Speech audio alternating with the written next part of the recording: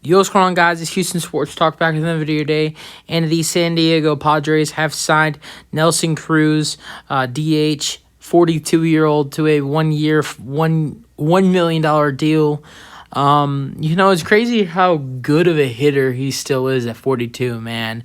And this is a great addition for the Padres. Obviously, it's not their best addition of the season because they've added in Xander Bogaerts, a bunch of other people, but and I don't know if Nelson will be a starter there, but he can be pretty damn close to one. I mean, I think for a 42-year-old last season, probably had a really good season.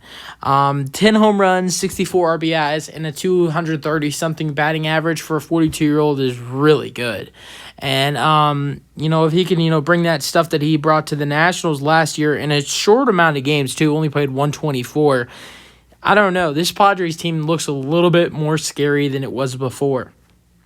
So, I mean, Nelson Cruz is such a good hitter, such a good player. Obviously, all he's going to do is really bat for you. He's not going to be able to play the outfield position. He hasn't really done that anymore as he's gotten older, up in age.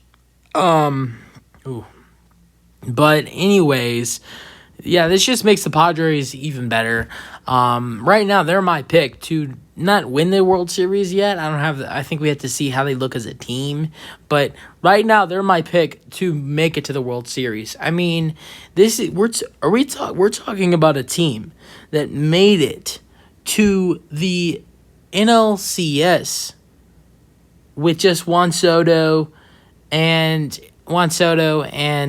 Manny Machado and a couple other good hitters, some good pitchers. Now they have Fernando Tatis Jr. returning a little bit later in the season, or probably after the first quarter of the season.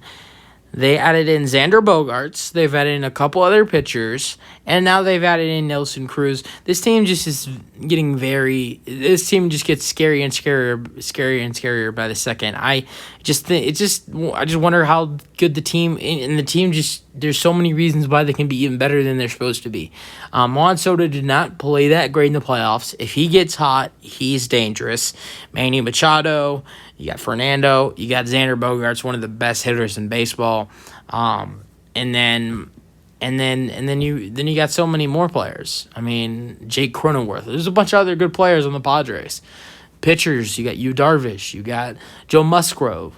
So there's so many good players in the Padres, and I think they should be a scary team coming into the 2023 season. I got them as my World Series pick right now, not to win it all, but to represent the NL in the World Series. Right now, I think it's going to be the Padres and the Astros, most likely. But that's really it for the video. Hope you guys enjoyed. Let me know your thoughts on Nelson Cruz signing with the Padres as the 42-year-old who can still hit the baseball pretty damn good, is heading to the Padres for a 1 year, $1 million deal.